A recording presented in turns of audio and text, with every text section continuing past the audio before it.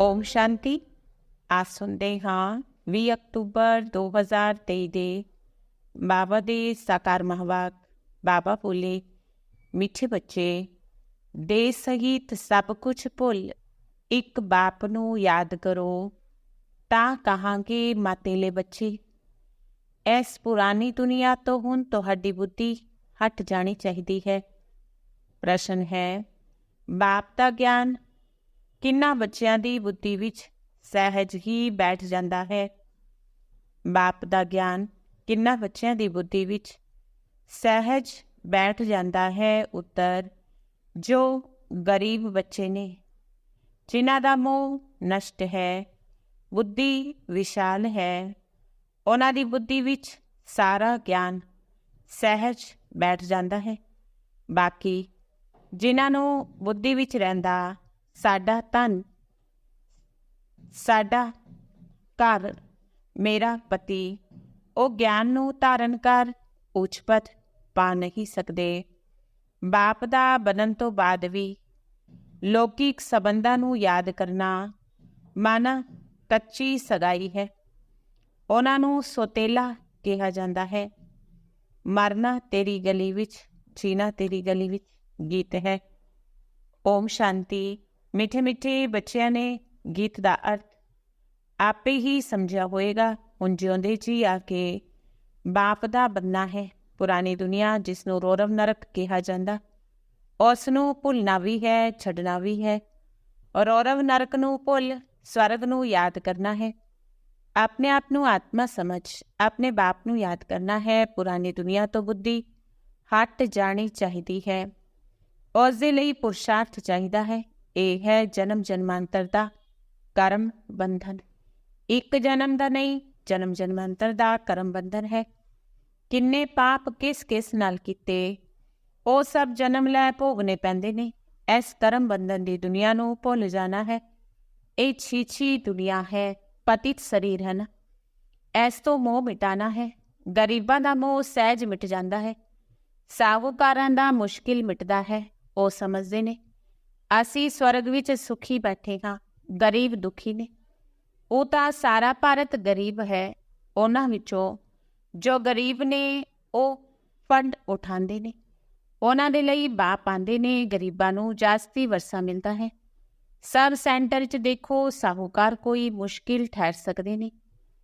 ਇਸਤਰੀਆਂ ਵੀ ਗਰੀਬ ਘਰਾਂ ਦੀਆਂ ਆਉਂਦੀਆਂ ਨੇ। ਧਨਵਾਨ ਨੂੰ ਤਾਂ ਪਤੀ ਤੋਂ ਸੁੱਖ ਮਿਲਦਾ, ਇਸ ਲਈ ਉਹਨਾਂ ਤੋਂ ਬੁੱਧੀ ਯੋਗ ਟੁੱਟ ਨਹੀਂ ਸਕਦਾ। ਗਰੀਬ ਹੀ ਅਕਸਰ ਕਰਕੇ ਗਿਆਨ ਲੈਂਦੇ ਨੇ। ਬਾਪ ਹੈ ਹੀ ਗਰੀਬ ਨਿਵਾਸ। ਜਿਸ ਬਾਪ ਨੂੰ ਸਭ ਯਾਦ ਕਰਦੇ ਨੇ, ਪਰ ਨਾਮਾਨੁਸਾਰ ਭਗਤ ਭਗਵਾਨ ਨੂੰ ਜਾਣਦੇ ਨਹੀਂ। ਭਗਵਾਨ ਤਾਂ ਹੈ ਹੀ ਇੱਕ ਭਗਤਾਂ ਦਾ ਰਕਸ਼ਕ, ਭਗਤੀ ਦਾ ਫਲ ਦੇਣ ਵਾਲਾ, ਸਦਗਤੀ ਦਾਤਾ ਇੱਕ ਬਾਪ ਹੈ। ਤੁਸੀਂ ਬੱਚੇ ਬਾਪ ਦੁਆਰਾ ਹੁਣ ਗਿਆਨ ਦੀਆਂ ਗੱਲਾਂ ਸੁਣ ਰਹੇ ਹੋ। ਇਹ ਗਿਆਨ ਉਹਨਾਂ ਬੱਚਿਆਂ ਦੀ ਬੁੱਧੀ ਵਿੱਚ ਬੈਠਦਾ ਹੈ ਜਿਨ੍ਹਾਂ ਦੀ ਬੁੱਧੀ ਵਿਸ਼ਾਲ ਹੈ, ਮੋਹ ਨਸ਼ਟ ਹੈ। ਜਿਨ੍ਹਾਂ ਦੀ ਬੁੱਧੀ ਵਿੱਚ ਰਹਿੰਦਾ ਮੇਰਾ ਪਤੀ, ਮੇਰਾ ਧਨ, ਉਹ ਉੱਚ ਪਦ ਪਾ ਨਹੀਂ ਸਕਦੇ। ਪਦ ਉਹ ਪਾਉਂਦੇ ਨੇ ਜੋ ਰਚਤਾ ਰਚਨਾ ਦਾ ਪਰਿਚੈ ਦਿੰਦੇ ਨੇ। ਬਾਪ ਨੂੰ ਪਛਾਣਨ ਬਿਗਰ ਵਰਸਾ ਕਿਵੇਂ ਮਿਲੇ? ਸਾਜਨ ਨੂੰ ਸਿਰਫ ਸਾਜਨ ਕਹਿਣ ਨਾਲ ਫਾਇਦਾ ਨਹੀਂ ਹੋ ਸਕਦਾ। ਜਾਣ ਪਛਾਣ ਬਿਗਰ ਸਾਜਨ ਨਾਲ ਸਗਾਈ ਕਿਵੇਂ ਹੋ ਸਕਦੀ ਹੈ? ਕੰਨਿਆ ਦੀ ਸਗਾਈ ਉਦੋਂ ਹੁੰਦੀ ਹੈ ਜਦੋਂ ਚਿੱਤਰ ਆਦਿ ਦਿਖਾਉਂਦੇ ਨੇ। ਫਲਾਣੇ ਦਾ ਬੱਚਾ ਹੈ, ਇਹ ਆਕੂਪੇਸ਼ਨ ਹੈ। ਅੱਗੇ ਨਹੀਂ ਦਿਖਾਉਂਦੇ ਸੀ, ਐਵੇਂ ਹੀ ਸ਼ਾਦੀ ਕਰਾ ਦਿੰਦੇ ਸੀ। ਤਾਂ ਉਹਨਾਂ ਦਾ ਆਕੂਪੇਸ਼ਨ ਤਾਂ ਦੱਸਦੇ ਨੇ ਨਾ। ਇੱਥੇ ਕੋਈ ਕੋਈ ਬੱਚੇ ਆਪਣੇ ਬਾਪ ਨੂੰ, ਸਾਜਨ ਨੂੰ ਜਾਣਦੇ ਨਹੀਂ ਤਾਂ ਸਗਾਈ ਕਿਵੇਂ ਹੋਵੇ? ਨੰਬਰਵਾਰ ਨੇ। ਕਈਆਂ ਦੀ ਕੱਚੀ ਸਗਾਈ ਹੈ ਪਰ ਲੌਕਿਕ ਸਾਜਨ ਨੂੰ ਯਾਦ ਨਹੀਂ ਕਰਦੇ। ਲੌਕਿਕ ਸਾਜਨ ਨੂੰ, ਲੌਕਿਕ ਸੰਬੰਧੀਆਂ ਆਦਿ ਨੂੰ ਯਾਦ ਕਰਦੇ ਰਹਿੰਦੇ, ਗੋਇਆ ਕੱਚੀ ਸਗਾਈ ਹੈ।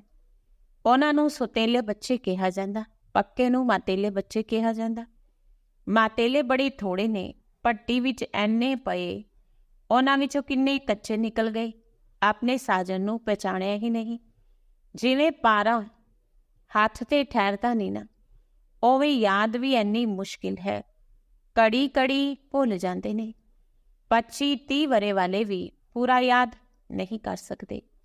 ਤੁਸੀਂ ਜਾਣਦੇ ਹੋ ਪਰਲੌਕਿਕ ਸਾਜਨ ਸਵਰਗ ਦੇ 21 ਜਨਮ ਦੇ ਲਈ ਮਹਾਰਾਜਾ ਮਹਾਰਾਣੀ ਬਣਾਉਣ ਵਾਲਾ ਹੈ। ਸ੍ਰਿਸ਼ਟੀ ਦੇ ਆਦਿ ਅੰਤ ਨੂੰ ਜਾਣਨ ਵਾਲਾ ਹੈ। ਸਜਣੀਆਂ ਨੂੰ ਇੰਨਾ ਸਮਝਾਉਂਦੇ ਨੇ ਤਾਂ ਵੀ ਬੁੱਧੀ ਵਿੱਚ ਬੈਠਦਾ ਨਹੀਂ। ਬੁੱਧੀ ਪੁਰਾਣੀ ਦੁਨੀਆ ਦੇ ਬੰਧਨਾਂ ਵਿੱਚ ਭਟਕਦੀ ਰਹਿੰਦੀ ਹੈ। ਸਮਝਦੇ ਨਹੀਂ ਕਿ ਮੈਂ ਬੰਧਨ ਵਿੱਚ ਹਾਂ। ਸੰਬੰਧ ਤਾਂ ਚਾਹੀਦਾ ਇੱਕ ਦਾ, ਬਾਕੀ ਸਭ ਹੈ ਬੰਧਨ। ਬੱਚਿਆਂ ਨੂੰ ਸਮਝਾਇਆ ਜਾਂਦਾ ਹੈ ਇੱਕ ਨਾਲ ਸੰਬੰਧ ਰੱਖੋ। ਉਹ ਤੁਹਾਨੂੰ ਸ੍ਰਿਸ਼ਟੀ ਦੇ ਆਦਿ ਅੰਤ ਦੀ ਸਿੱਖਿਆ ਦਿੰਦੇ ਨੇ। ਤੁਸੀਂ ਜਾਣਦੇ ਹੋ ਅੱਧਾ ਕਲਪ ਹੈ ਗਿਆਨ ਕਾਂਡ, ਅੱਧਾ ਕਲਪ ਹੈ ਭਗਤੀ ਕਾਂਡ। ਗਿਆਨ ਕਾਂਡ ਵਿੱਚ 21 ਜਨਮਾਂ ਦਾ ਵਰਸਾ ਮਿਲਦਾ ਹੈ। ਉੱਥੇ ਹੈ ਸਤੋ ਪ੍ਰਧਾਨ, ਫਿਰ ਸਤੋ ਪ੍ਰਧਾਨ ਤੋਂ ਨੀਚੇ ਸਤੋ ਤੋਂ ਫਿਰ ਸਤੋ ਤੋਂ ਗਿਰ ਕੇ ਰਜੋ ਵਿੱਚ ਆਉਣਾ ਹੈ। ਜਦੋਂ ਸਤੋ ਪੂਰਾ ਹੁੰਦਾ ਗਿਆਨ ਕਾਂਡ ਪੂਰਾ ਹੋ ਜਾਂਦਾ ਹੈ। ਦੁਆਪਰ ਤੋਂ ਭਗਤੀ ਸ਼ੁਰੂ ਹੁੰਦੀ ਹੈ। ਉਹ ਵੀ ਪਹਿਲੇ ਸਤੋ ਪ੍ਰਧਾਨ ਭਗਤੀ ਹੁੰਦੀ ਹੈ, ਫਿਰ ਭਗਤੀ ਵੀ ਸਤੋ ਰਜੋ ਤਮੋ ਵਿੱਚ ਆਉਂਦੀ ਹੈ। ਵਿਅਭਿਚਾਰੀ ਹੋਣ ਨਾਲ ਭਗਤੀ ਵੀ ਗਿਰਤੀ ਜਾਂਦੀ ਹੈ। ਉਹਨੇ ਜਾਣਨਾ, ਕਿਸੇ ਨੂੰ ਸਮਝਾਉਣਾ ਬੜਾ ਸਹਿਜ ਹੈ। ਤੁਸੀਂ ਬੱਚਿਆਂ ਨੂੰ ਰੋਰਵ ਨਰਕ ਤੋਂ ਸੰਬੰਧ ਤੋੜ ਇੱਕ ਨਾਲ ਰੱਖਣਾ ਚਾਹੀਦਾ ਹੈ। ਇੱਕ ਬਾਪ ਨਾਲ ਸੰਬੰਧ ਰੱਖਣ ਦੀ ਪ੍ਰੈਕਟਿਸ ਕਰੋ। ਬਾਪ ਨੂੰ ਯਾਦ ਕਰਨ ਨਾਲ ਵਿਕਰਮ ਵਿਨਾਸ਼ ਹੋਣਗੇ। ਗਰੀਬ ਬੱਚੇ ਚੰਗੀ ਮਿਹਨਤ ਕਰਦੇ ਨੇ, ਬਲਿਹਾਰੀ ਗਰੀਬਾਂ ਦੀ ਹੈ। ਬਾਪ ਵੀ ਗਰੀਬਾਂ ਦੇ ਬਲਿਹਾਰ ਜਾਂਦੇ ਨੇ। ਸ਼ੁਰੂਆਤ ਵਿੱਚ ਕਿੰਨੇ ਗੋਪ ਸੀ, ਕਿੰਨੀਆਂ ਮਾਤਾਵਾਂ ਸੀ, ਕਿੰਨੇ ਖਤਮ ਹੋ ਗਏ, ਬਾਕੀ ਥੋੜੇ ਰਹੇ। ਮਾਤਾਵਾਂ ਵੀ ਥੋੜੀਆਂ ਰਹੀਆਂ। ਹਾਂ, ਕੋਈ ਸਾਹੂਕਾਰ ਘਰ ਦੀਆਂ ਵੀ ਰਹਿ ਗਈਆਂ, ਜਿਵੇਂ ਕਬੀਰ ਮਦਰ ਦੇਵੀ ਆਦਿ। ਹੁਣ ਤੁਹਾਨੂੰ ਮੂਲ ਗੱਲ ਸਮਝਾਣੀ ਹੈ। ਜਿਸ ਭਗਵਾਨ ਨੂੰ ਸਭ ਯਾਦ ਕਰਦੇ ਨੇ ਉਸ ਦਾ ਪਰਿਚੈ ਕੀ ਹੈ? ਪਤਿਤ ਪਾਵਨ ਬਾਪ, ਜੋ ਰਾਜਯੋਗ ਸਿਖਾ ਕੇ ਨਰ ਤੋਂ ਨਾਰਾਇਣ ਬਣਾਉਂਦੇ ਨੇ। ਉਹਨਾਂ ਨੂੰ ਨਹੀਂ ਜਾਣੋਗੇ ਤਾਂ ਪਾਪ ਕਰਦੇ ਰਹੋਗੇ। ਬਾਪ ਨੂੰ ਗਾਲਾਂ ਦਿੰਦੇ ਰਹੋਗੇ। ਸੰਮੇਲਨ ਤਾਂ ਬਹੁਤ ਹੁੰਦੇ ਰਹਿੰਦੇ ਨੇ, ਉੱਥੇ ਸਮਝਾਉਣ ਵਾਲੇ ਤਿੱਖੇ ਚਾਹੀਦੇ ਨੇ। ਸਮਝਾਉਣਾ ਚਾਹੀਦਾ ਹੈ। ਤੁਸੀਂ ਵੇਦਾਂ ਦੀ ਮਹਿਮਾ ਸਮਝਦੇ ਹੋ, ਪਰ ਇਸ ਤੋਂ ਕੋਈ ਫਾਇਦਾ ਨਹੀਂ ਹੁੰਦਾ। ਫਾਇਦਾ ਇੱਕ ਬਾਪ ਤੋਂ ਹੀ ਹੁੰਦਾ ਹੈ ਜਿਸ ਨੂੰ ਤੁਸੀਂ ਜਾਣਦੇ ਹੋ। ਤੁਸੀਂ ਨਹੀਂ ਜਾਣਦੇ, ਅਸੀਂ ਜਾਣਦੇ ਹਾਂ। ਆਓ ਅਸੀਂ ਤੁਹਾਨੂੰ ਸਮਝਾਈਏ। ਬਾਪ ਨੂੰ ਪਛਾਣੇ ਬਿਗਰ ਵਰਸਾ ਕਿਵੇਂ ਮਿਲੇਗਾ? ਬਾਪ ਦਾ ਵਰਸਾ ਹੈ ਮੁਕਤੀ, ਜੀਵਨ ਮੁਕਤੀ, ਗਤੀ ਸਦਗਤੀ। ਇਹ ਅੱਖਰ ਸੁਣਦੇ ਹੀ ਬਾਪ ਨੇ। ਤੁਸੀਂ ਬੱਚਿਆਂ ਨੂੰ ਯਾਦ ਰੱਖਣਾ ਚਾਹੀਦਾ ਹੈ, ਹੋਰ ਕੋਈ ਚੀਜ਼ ਨਾਲ ਫਾਇਦਾ ਨਹੀਂ। ਬਾਪ ਨੂੰ ਰਚਨਾ ਦੇ ਆਦਿ ਮੱਧ ਅੰਤ ਨੂੰ ਜਾਣਨਾ ਹੈ। ਉਸ ਵਿੱਚ ਅੱਧਾ ਕਲਪ ਹੈ ਭਗਤੀ ਕਾਂਡ, ਅੱਧਾ ਕਲਪ ਹੈ ਸਦਗਤੀ ਗਿਆਨ ਕਾਂਡ। ਭਲੇ ਸੰਮੇਲਨ ਕਰਦੇ ਪਰ ਖੁਦ ਹੀ ਮੂੰਝੇ ਹੋਏ ਨੇ, ਸਮਝਦੇ ਕੁਝ ਵੀ ਨਹੀਂ। ਤੁਹਾਨੂੰ ਸਭ ਨੂੰ ਬਾਪ ਦਾ ਪਰਿਚੈ ਦੇਣਾ ਹੈ। ਜਦ ਬੋਤਿਆਂ ਨੂੰ ਪਰਿਚੈ ਮਿਲ ਜਾਏਗਾ ਤਾਂ ਕਹਿਣਗੇ ਕਮਾਲ ਹੈ। ਇਹ ਤਾਂ ਸਾਰੇ ਸ੍ਰਿਸ਼ਟੀ ਦੇ ਆਦਿ-ਅੰਤ ਦਾ ਰਾਜ ਚਿੱਤਰਾਂ ਸਹਿਤ ਦੱਸਦੇ ਨੇ।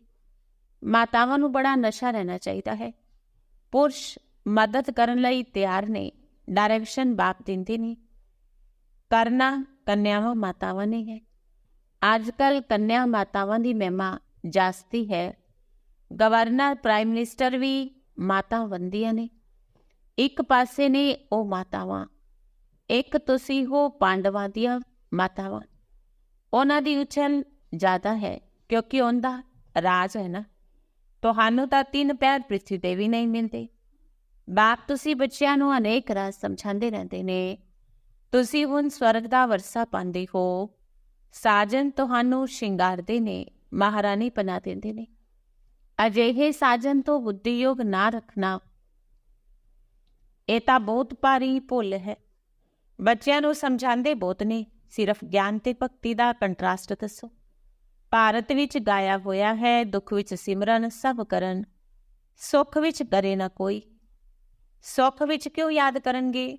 ਹੁਣ ਨਵੀਂ ਦੁਨੀਆ ਸਥਾਪਨ ਹੋ ਰਹੀ ਹੈ, ਪਰ ਸੁੱਖ ਦਾ ਵਰਸਾ ਵੀ ਪੂਰਾ ਲੈਣਾ ਚਾਹੀਦਾ ਹੈ। ਮਾਤ ਪਿਤਾ ਜਾਣਦੇ ਨੇ ਹਰ ਇੱਕ ਕਿੰਨਾ ਲਾਇਕ ਨੇ। ਮੌਤ ਜਦੋਂ ਨਜ਼ਦੀਕ ਆਏਗੀ ਤਾਂ ਦੱਸਣਗੇ ਤੁਸੀਂ ਪੂਰਾ ਪੁਰਸ਼ਾਰਥ ਨਹੀਂ ਕੀਤਾ, ਤਾਂ ਹੀ ਤੁਹਾਡਾ ਅਜਿਹਾ ਹਾਲ ਹੋਇਆ। ਉਹ ਵੀ ਦੱਸਣਗੇ ਤੁਸੀਂ ਕਿਸ ਕਿਸਮ ਦੀ ਪਰਜਾ ਵਿੱਚ ਜਾਓਗੇ, ਕਿਸ ਕਿਸਮ ਦੇ ਨੌਕਰ ਚਾਕਰ ਬਣੋਗੇ, ਸਭ ਦੱਸਣਗੇ। ਅੱਛਾ, ਕਈ ਬੱਚੇ ਸਮਝਦੇ ਨੇ ਅੱਜ ਮੈਂ ਮੁਰਲੀ ਬਹੁਤ ਅੱਛੀ ਚਲਾਈ, ਪਰ ਨਹੀਂ, ਇਹ ਤਾਂ ਅਸ਼ੀ ਬਾਬਾ ਆ ਕੇ ਸੁਣਾਉਂਦੇ ਨੇ। ਆਪਣਾ ਹੰਕਾਰ ਨਹੀਂ ਹੋਣਾ ਚਾਹੀਦਾ। ਤੁਹਾਨੂੰ ਤਾਂ ਬਾਪ ਸਿਖਾਉਂਦੇ ਨੇ, ਤਾਂ ਹੀ ਤੁਸੀਂ ਸੁਣਾਉਂਦੇ ਹੋ। ਬਾਪ ਨਾ ਹੁੰਦਾ ਤਾਂ ਮੁਰਲੀ ਕਿਸ ਦੀ? ਮੁਰਲੀਧਰ ਦੇ ਬੱਚਿਆਂ ਨੂੰ ਮੁਰਲੀਧਰ ਬਣਨਾ ਚਾਹੀਦਾ ਹੈ, ਨਹੀਂ ਤਾਂ ਉੱਚ ਪਦ ਪਾ ਨਹੀਂ ਸਕੋਗੇ। ਭਲੇ ਕੁਝ ਨਾ ਕੁਝ ਫਾਇਦਾ ਹੋ ਜਾਂਦਾ। ਕਈ ਸੈਂਟਰ ਖੋਲ੍ਹਦੇ ਨੇ ਤਾਂ ਬਹੁਤਿਆਂ ਦੀ ਆਸ਼ੀਰਵਾਦ ਮਿਲਦੀ ਹੈ। ਇੰਨਾ ਸਮੇਂ ਪੜ੍ਹਾਈ ਕੀਤੀ, ਆਪੇ ਹੀ ਸਰਵਿਸ ਦਾ ਸੈਂਟਰ ਜਵਾਉਣਾ ਚਾਹੀਦਾ ਹੈ। ਖੁਦ ਸਿੱਖਦੇ ਨੇ ਕਿ ਹੋਰਾਂ ਨੂੰ ਨਹੀਂ ਸਿਖਾ ਸਕਦੇ। ਬ੍ਰਹਮਾ ਕੁਮਾਰੀ ਦੀ ਮੰਗ ਨਹੀਂ ਕਰਦੇ ਰਹਿੰਦੇ ਨੇ। ਬਾਬਾ ਸਮਝ ਜਾਂਦੇ ਸ਼ਾਇਦ ਖੁਦ ਵਿੱਚ ਇੰਨਾ ਗਿਆਨ ਨਹੀਂ। ਬਾਕੀ ਇੱਥੇ ਆ ਕੇ ਕੀ ਕਰਦੇ ਹੋ? ਬਾਬਾ ਤਾਂ ਸਮਝਾਉਂਦੇ ਨੇ। ਬੱਦਲ ਆਉਣ, ਰਿਫਰੈਸ਼ ਹੋ ਕੇ ਜਾਣ, ਵਰਸ਼ਾ ਕਰਨ, ਨਹੀਂ ਤਾਂ ਉੱਚ ਪਦ ਕਿਵੇਂ ਪਾਓਗੇ? ਮੰਮਾ ਬਾਬਾ ਕਹਿੰਦੇ ਹੋ ਤਾਂ ਗੱਦੀ ਨੂੰ ਪਕੜ ਕੇ ਦਿਖਾਓ ਨਾ। ਇਹ ਕਿਸੇ ਨੂੰ ਹੰਕਾਰ ਨਹੀਂ ਆਉਣਾ ਚਾਹੀਦਾ ਕਿ ਅਸੀਂ ਦਿੱਤਾ। ਤੁਸੀਂ ਕੁਝ ਵੀ ਨਾ ਦਿਓ, ਬਾਬਾ ਤੁਹਾਨੂੰ ਕੋੜੀ ਦੇ ਬਦਲੇ ਹੀਰਾ ਦੇਣ ਤੋਂ ਛੁੱਟ ਜਾਏਗਾ। ਅੱਛਾ ਮਿੱਠੇ ਮਿੱਠੇ ਸਿੱਕਿਲਤ ਦੇ ਬੱਚਿਆਂ ਪ੍ਰਤੀ ਮਾਤਾ ਪਿਤਾ ਬਾਪ ਦਾਦਾ ਦਾ ਯਾਦ ਪਿਆਰ ਤੇ ਗੁੱਡ ਮਾਰਨਿੰਗ। ਰੂਹਾਨੀ ਬਾਪ ਦੀ ਰੂਹਾਨੀ ਬੱਚਿਆਂ ਨੂੰ ਨਮਸਤੇ। ਰੂਹਾਨੀ ਬੱਚਿਆਂ ਦੀ ਰੂਹਾਨੀ ਬਾਪ ਦਾਦਾ ਨੂੰ ਨਮਸਤੇ ਨਮਸਤੇ ਨਮਸਤੇ ਜੀ। ਧਾਰਨਾ ਦੇ ਲਈ ਮੁੱਖ ਸਾਰ। ਪਹਿਲੀ ਧਾਰਨਾ, ਇੱਕ ਦੇ ਨਾਲ ਸਰਵ ਸੰਬੰਧ ਰੱਖ। ਬੁੱਧੀ ਯੋਗ ਅਨੇਕ ਬੰਧਨਾਂ ਤੋਂ ਨਿਕਾਲ ਦੇਣਾ ਹੈ। ਇੱਕ ਦੇ ਨਾਲ ਪੱਕੀ ਸਗਾਈ ਕਰਨੀ ਹੈ। ਬੁੱਧੀ ਯੋਗ ਭਟਕਾਣਾ ਨਹੀਂ ਹੈ। ਦੂਜਾ, ਬਾਪ ਸਮਾਨ ਮੁਰਲੀਧਰ ਬਣਨਾ ਹੈ। ਮੈਂ ਚੰਗੀ ਮੁਰਲੀ ਚਲਾਈ, ਇਸ ਹੰਕਾਰ ਵਿੱਚ ਨਹੀਂ ਆਣਾ। ਬੱਦਲ ਭਰ ਕੇ ਵਰਸ਼ਾ ਕਰਨੀ ਹੈ। ਪੜ੍ਹਾਈ ਕੀਤੀ ਹੈ ਤਾਂ ਸੈਂਟਰ ਵੀ ਜਮਾਨਾ ਹੈ। ਵਰਦਾਨ ਹੈ, ਬਾਪ ਨੂੰ ਸਾਹਮਣੇ ਰੱਖ। ਈਰਸ਼ਾ ਰੂਪੀ ਪਾਪ ਤੋਂ ਬਚਣ ਵਾਲੇ ਵਿਸ਼ੇਸ਼ ਆਤਮਾ ਭਵ। ਬਾਪ ਨੂੰ ਸਾਹਮਣੇ ਰੱਖ। ਈਰਸ਼ਾ ਰੂਪੀ ਪਾਪ ਤੋਂ ਬਚਣ ਵਾਲੇ ਵਿਸ਼ੇਸ਼ ਆਤਮਾ ਭਵ। ਬ੍ਰਾਹਮਣ ਆਤਮਾਵਾਂ ਵਿੱਚ ਹਮ ਸ਼ਰੀਕ ਹੋਣ ਦੇ ਕਾਰਨ ਈਰਖਾ ਉਤਪੰਨ ਹੁੰਦੀ ਹੈ। ਈਰਖਾ ਦੇ ਕਾਰਨ ਸੰਸਕਾਰਾਂ ਦਾ ਟੱਕਰ ਹੁੰਦਾ ਹੈ। ਲੇਕਿਨ ਇਸ ਵਿੱਚ ਵਿਸ਼ੇਸ਼ ਸੋਚੋ, ਜੇਕਰ ਹਮ ਸ਼ਰੀਕ ਕਿਸੇ ਵਿਸ਼ੇਸ਼ ਕਾਰਜ ਦੇ ਨਿਮਿਤ ਬਣਿਆ ਹੈ, ਉਸ ਨੂੰ ਨਿਮਿਤ ਬਣਾਉਣ ਵਾਲਾ ਕੌਣ? ਬਾਪ ਨੂੰ ਸਾਹਮਣੇ ਲਿਆਓ ਤਾਂ ਈਰਸ਼ਾ ਰੂਪੀ ਮਾਇਆ ਭੱਜ ਜਾਏਗੀ। ਜੇਕਰ ਕਿਸੇ ਦੀ ਗੱਲ ਤੁਹਾਨੂੰ ਚੰਗੀ ਨਹੀਂ ਲੱਗਦੀ, ਸ਼ੁਭ ਭਾਵਨਾ ਤੋਂ ਉੱਪਰ ਦੋ, ਈਰਸ਼ਾਵਸ਼ ਨਹੀਂ। ਆਪਸ ਵਿੱਚ ਰੇਸ ਕਰੋ, ਰੀਸ ਨਹੀਂ, ਤਾਂ ਵਿਸ਼ੇਸ਼ ਆਤਮਾ ਬਣ ਜਾਓਗੇ। ਸਲੋਗਨ ਹੈ, ਬਾਪ ਨੂੰ ਆਪਣਾ ਸਾਥੀ ਬਣਾ ਕੇ ਮਾਇਆ ਦੇ ਖੇਡ ਨੂੰ ਸਾਖੀ ਹੋ ਕੇ ਦੇਖਦੇ ਚਲੋ। ਬਾਪ ਨੂੰ ਆਪਣਾ ਸਾਥੀ ਬਣਾ ਕੇ ਮਾਇਆ ਦੇ ਖੇਡ ਨੂੰ ਸਾਖੀ ਹੋ ਦੇਖਦੇ ਚਲੋ। ਹੁਣ ਸੁਣਦੇ ਹਾਂ ਮਾਤੇਸ਼ਰੀ ਜੀ ਦੇ ਮਧੁਰ ਮਹਾਵਾਕ। ਸਾਰ ਹੈ, ਆਪਣਾ ਅਸਲੀ ਲਕਸ਼ ਕੀ ਹੈ? ਆਪਣਾ ਅਸਲੀ ਲਕਸ਼ ਕੀ ਹੈ? ਪਹਿਲੇ ਜਾਣਨਾ ਜ਼ਰੂਰੀ ਹੈ। ਆਪਣਾ ਅਸਲੀ ਲਕਸ਼ ਕੀ ਹੈ, ਉਹ ਵੀ ਚੰਗੀ ਤਰ੍ਹਾਂ ਬੁੱਧੀ ਵਿੱਚ ਧਾਰਨ ਕਰਨਾ ਹੈ, ਤਾਂ ਹੀ ਪੂਰਨ ਰੀਤੀ ਉਸ ਲਕਸ਼ ਵਿੱਚ ਉਪਸਥਿਤ ਹੋ ਸਕੋਗੇ। ਆਪਣਾ ਅਸਲੀ ਲਕਸ਼ ਹੈ, ਮੈਂ ਆਤਮਾ ਉਸ ਪਰਮ ਪਿਤਾ ਪਰਮਾਤਮਾ ਦੀ ਸੰਤਾਨ ਹਾਂ। ਅਸਲ ਵਿੱਚ ਕਰਮਾਤੀਤ ਹਾਂ। ਫਿਰ ਆਪਣੇ ਆਪ ਨੂੰ ਭੁੱਲਣ ਨਾਲ ਕਰਮ ਬੰਧਨ ਵਿੱਚ ਆ ਗਈ।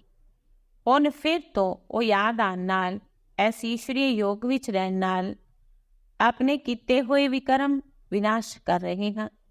ਤਾਂ ਆਪਣਾ ਲਕਸ਼ ਹੋਇਆ, ਮੈਂ ਆਤਮਾ ਪਰਮਾਤਮਾ ਦੀ ਸੰਤਾਨ ਹਾਂ।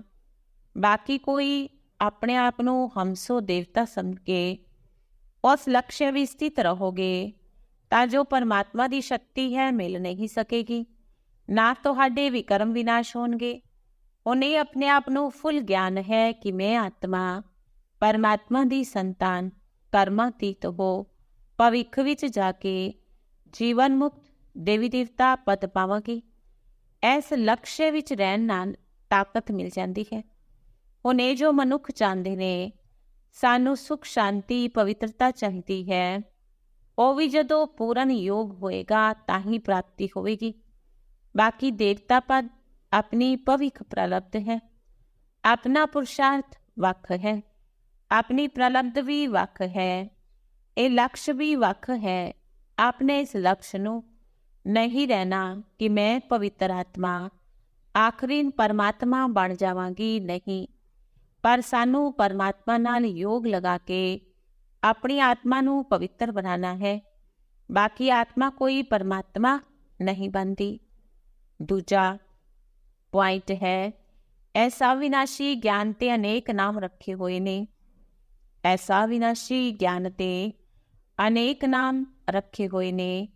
ਐਸਾ ਵਿਨਾਸ਼ੀ ਗਿਆਨ ਤੇ ਅਨੇਕ ਨਾਮ ਧਰੇ ਗਏ ਨੇ, ਕਿਉਂਕਿ ਇਸ ਗਿਆਨ ਨੂੰ ਅੰਮ੍ਰਿਤ ਵੀ ਕਹਿੰਦੇ ਨੇ, ਗਿਆਨ ਨੂੰ ਅੰਜਨ ਵੀ ਕਹਿੰਦੇ ਨੇ। ਗੁਰੂ ਨਾਨਕ ਦੇਵ ਜੀ ਨੇ ਕਿਹਾ, ਗਿਆਨ ਅੰਜਨ ਗੁਰੂ ਦਿੱਤਾ, ਕੋਈ ਨੇ ਗਿਆਨ ਵਰਖਾ ਵੀ ਕਿਹਾ, ਕਿਉਂਕਿ ਇਸ ਗਿਆਨ ਨਾਲ ਸਾਰੀ ਸ੍ਰਿਸ਼ਟੀ ਸਬਝ ਹਰੀ ਭਰੀ ਬਣ ਜਾਂਦੀ ਹੈ। ਜੋ ਵੀ ਤਮੋ ਪ੍ਰਧਾਨ ਮਨੁੱਖ ਨੇ ਉਹ ਸਤੋ ਗੁਣੀ ਮਨੁੱਖ ਬਣ ਜਾਂਦੇ ਨੇ। ਗਿਆਨ ਅੰਜਨ ਨਾਲ ਹਨੇਰਾ ਮਿਟ ਜਾਂਦਾ ਹੈ। ਫਿਰ ਇਸ ਗਿਆਨ ਨੂੰ ਅੰਮ੍ਰਿਤ ਵੀ ਕਹਿੰਦੇ ਨੇ, ਜਿਸ ਨਾਲ ਜੋ ਮਨੁੱਖ 5 ਵਿਕਾਰਾਂ ਦੀ ਅੱਗ ਵਿੱਚ ਜਲ ਰਹੇ ਨੇ ਉਸ ਤੋਂ ਠੰਡੇ ਹੋ ਜਾਂਦੇ ਨੇ। ਦੇਖੋ, ਗੀਤਾ ਵਿੱਚ ਪਰਮਾਤਮਾ ਸਾਫ਼ ਕਹਿੰਦਾ ਹੈ, ਕਾਮੇਸ਼ੂ ਕ੍ਰੋਧੇਸ਼ੂ। ਉਸ ਵਿੱਚ ਪਹਿਲਾ ਮੁੱਖ ਹੈ ਕਾਮ ਵਿਕਾਰ, ਜੋ 5 ਵਿਕਾਰਾਂ ਵਿੱਚ ਮੁੱਖ ਬੀਜ ਹੈ। ਬੀਜ ਹੋਣ ਨਾਲ ਫਿਰ ਕ੍ਰੋਧ, ਲੋਭ, ਮੋਹ, ਹੰਕਾਰ ਦਾ ਝਾੜ ਪੈਦਾ ਹੁੰਦਾ ਹੈ। ਉਸ ਨਾਲ ਮਨੁੱਖਾਂ ਦੀ ਬੁੱਧੀ ਭ੍ਰਸ਼ਟ ਹੋ ਜਾਂਦੀ ਹੈ। ਫਿਰ ਉਸੇ ਬੁੱਧੀ ਵਿੱਚ ਗਿਆਨ ਦੀ ਧਾਰਨਾ ਹੁੰਦੀ ਹੈ। ਜਦੋਂ ਗਿਆਨ ਦੀ ਧਾਰਨਾ ਪੂਰਨ ਬੁੱਧੀ ਵਿੱਚ ਹੋ ਜਾਂਦੀ ਹੈ ਤਾਂ ਵਿਕਾਰਾਂ ਦਾ ਬੀਜ ਖਤਮ ਹੋ ਜਾਂਦਾ ਹੈ। ਲੋਕ ਤਾਂ ਸਿਰਫ ਕਹਿੰਦੇ ਮਰਿਆਦਾ ਵਿੱਚ ਰਹੋ, ਪਰ ਅਸਲ ਮਰਿਆਦਾ ਕਿਹੜੀ ਸੀ?